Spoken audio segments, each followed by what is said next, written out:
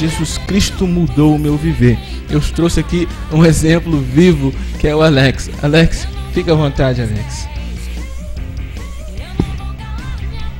Irmãos, eu vou deixar um versículo aqui em João 14, que diz assim: disse-lhe Jesus: eu sou o caminho e a verdade e a vida. Ninguém vem ao Pai senão por mim. É muito forte essa mensagem. Irmãos, eu queria dizer que quando o Ederson me convidou para estar aqui passando algo de Deus sobre Jesus Cristo mudou o meu viver, veio logo em minha mente que isso era tudo que tinha a ver com a minha história antes e hoje. Para mim, que venho da bebida, da droga, da prostituição, e que às vezes, por mais que muitos duvidam, tá caminhando na casa do Senhor, é muito gratificante. E com isso, Deus tem me honrado, tem me dado muita... eu tenho vitória, bênçãos, prosperidades, coisas que jamais eu esperava de um dia eu conquistar. O amor da minha família, de todos os irmãos, de amigos, porque eu me sentia uma pessoa acima de tudo, do bem e do mal. E hoje teve uma senhora, né, lá no posto de saúde, centro médico onde eu trabalho, que ela olhou para mim e falou: Alex, por que você está sempre sorrindo? Eu falei: porque hoje eu tenho Jesus no meu coração, mas eu não era assim. Aí ela falou assim: glória a Deus, amém. Eu falei assim: antes eu não era assim. Às vezes eu estava sorrindo por fora, mas por dentro eu estava triste. E tentava passar para as pessoas que eu estava feliz, que eu estava alegre. Mas nada. Por dentro eu estava magoado, sofrido. E hoje, caminhando na casa do Senhor, cada dia que passa, eu me encontro mais feliz. Cada dia que passa eu quero mais buscar, quero mais aprender com a palavra. E Deus tem me honrado muito, irmãos. Por mais que muito duvide. E digo para você que está em sua casa, que está nos ouvindo nesse momento, que está nos assistindo, pare e reflita que Deus tem uma coisa boa para todos. Do mesmo jeito que Ele tem feito algo bom comigo, Ele pode fazer na tua vida. Então, irmãos, pare e reflita. Hoje não há outro caminho senão você estar caminhando na casa do Senhor. Eu não vou demorar muito com as minhas palavras, porque tem um homem de Deus aqui do meu lado, que é o pastor Carlos. Ele tem muita coisa do Senhor para passar para vocês. E eu queria agradecer essa oportunidade e mandar um abraço para todos os familiares. Em nome do Senhor Jesus. Amém. Eu me lembro, pastor Carlos, também daquela mulher do fluxo de sangue. Já havia 12 anos que ela estava desesperada, né? Batendo em várias portas, né? Atrás de uma solução. E o único jeito para a solução dela foi tocar nas orlas de Jesus. Não há outro caminho, assim como Alex disse em João capítulo 14, versículo 6, né?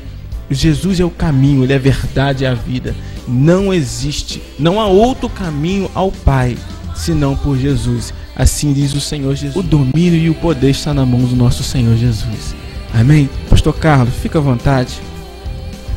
Também eu quero me apresentar nesta tarde para quem não me conhece. Sou o evangelista Carlos, pertenço ao Ministério Assembleia de Deus, Coluna da Verdade. E viemos para essa cidade de Macuco há 2 anos atrás. E dentro desta cidade, Deus ele tem abençoado muito a minha vida, a vida da minha esposa, dos meus filhos. E graças a Deus, dentro dessa cidade, nosso ministério tem crescido a cada dia.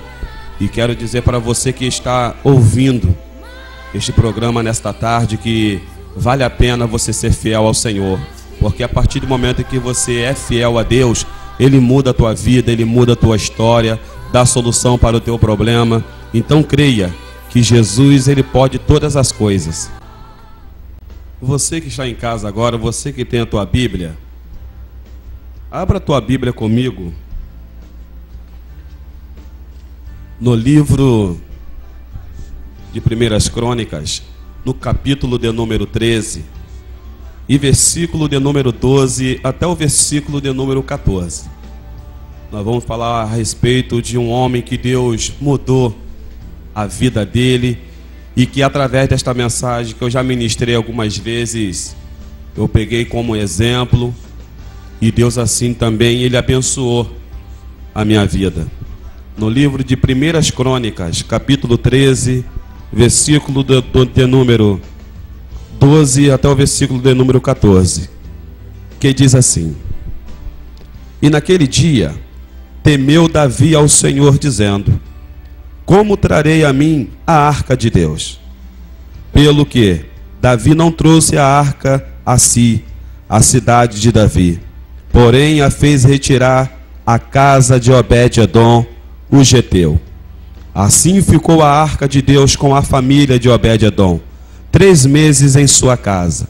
E o Senhor abençoou a casa de Obed-edom e tudo quanto tinha. Dentro desta passagem, eu aprendo que Obed-edom, ele era um homem edomita. E ele morava na terra de Gate, aonde habitava o gigante Golias, a qual foi derrotado por Davi.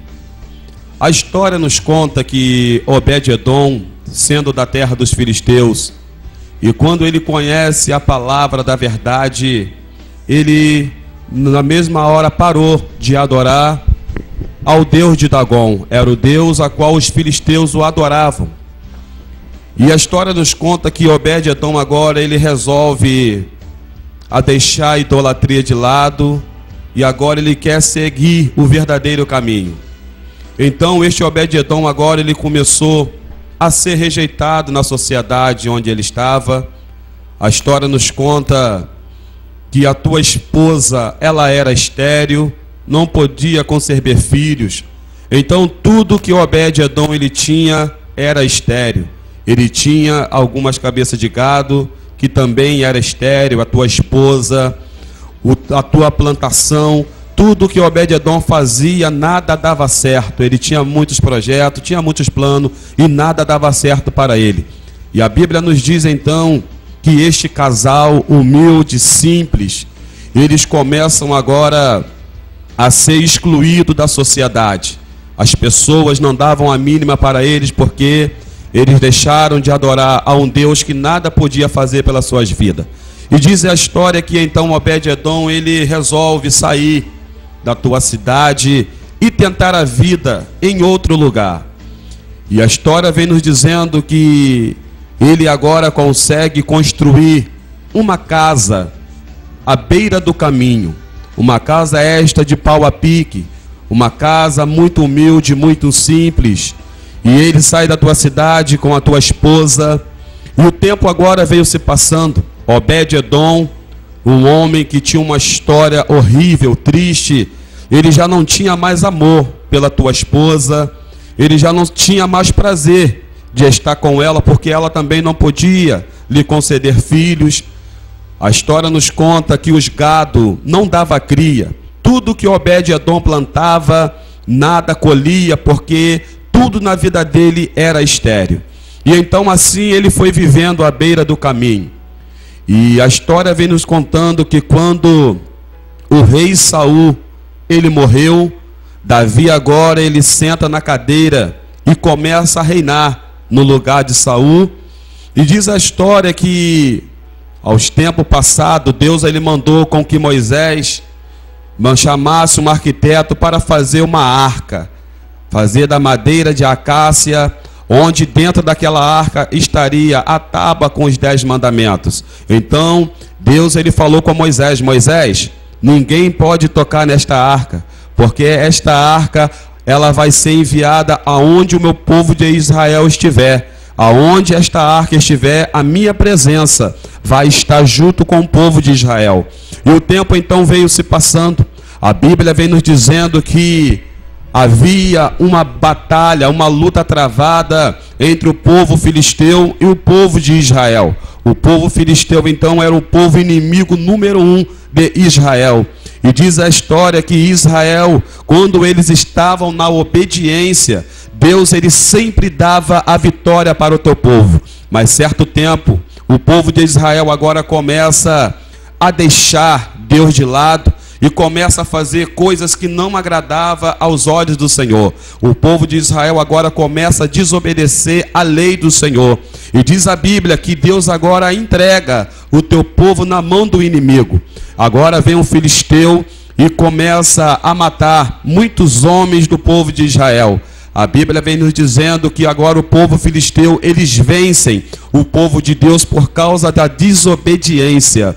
Então, os anciãos da cidade, eles têm uma estratégia. Vamos fazer o seguinte: vamos até a casa do sacerdote Eli e vamos pegar a arca e vamos trazê-la junto conosco, porque aí Deus vai estar presente e nós vamos ganhar o filisteu. Assim eles fizeram, foram lá, pegaram-se a arca e trouxeram. E quando começa novamente a batalha, o povo de Israel novamente eles perdem a peleja. Ou seja, eles agora não entenderam o porquê, mas Deus assim permitiu. O filisteu agora eles conseguem pegar aquela arca e levar para a cidade de Asdod, aonde eles moravam, onde eles habitavam. E diz a palavra do Senhor que os filisteus eles adoravam um Deus chamado Dagon, uma estátua muito grande. Ou seja, eles agora, os filisteus, eles conseguem arrumar uma maneira de colocar a arca de Deus perto desta estátua, porque os filisteus eles acreditavam, irmão Edson, que à meia-noite Dagon ele começava a andar pela cidade. Eles tinham esse mito que eles começavam a andar pela cidade. Então, o que eles pensaram? Vamos pegar a arca de Deus e vamos colocar diante de Dagon. E o mito deles era que toda noite, Dagon ele saía e andava por toda a cidade e eles ouviam o barulho. Então a estratégia deles: vamos colocar a arca do Senhor diante da estátua, porque quando Dagon começar a andar, ele vai pisar em cima da arca e nunca mais o povo de Deus vai nos vencer. Então a história vem nos contando que às meia-noite eles fechavam as portas, as janelas de suas casas, e quando pela noite eles ouvem um barulho, e pela manhã cedo, quando ele abre as portas, eles acharam que Dagon tinha destruído a arca. Dagon, ele estava caído com o seu rosto em terra. Então a Bíblia diz que os filisteus foram lá, levantaram de novo aquela estátua, e no dia seguinte eles ouviram 3 barulhos, e quando pela manhã eles abrem a porta, eles vê Dagon com o teu pescoço quebrado, com as tuas mãos quebradas, ou seja, eles não conseguiram. Então a Bíblia diz que a partir do momento em que a arca entrou na terra dos filisteus, Deus agora envia uma enfermidade, ou seja, todos os homens daquela localidade, eles foram cometidos de hemorroidas internas, onde eles sofreram muito danos, onde ali eles sofreram porque a arca de Deus não era para estar dentro daquele lugar. E os filisteus agora, eles resolvem arrancar a arca, porque a arca estava trazendo aflições no meio do teu povo. A Bíblia vem nos dizendo que agora eles tiram a arca de dentro de Asdod, de dentro da terra deles, e envia para que... Hoje aqui não importa a sua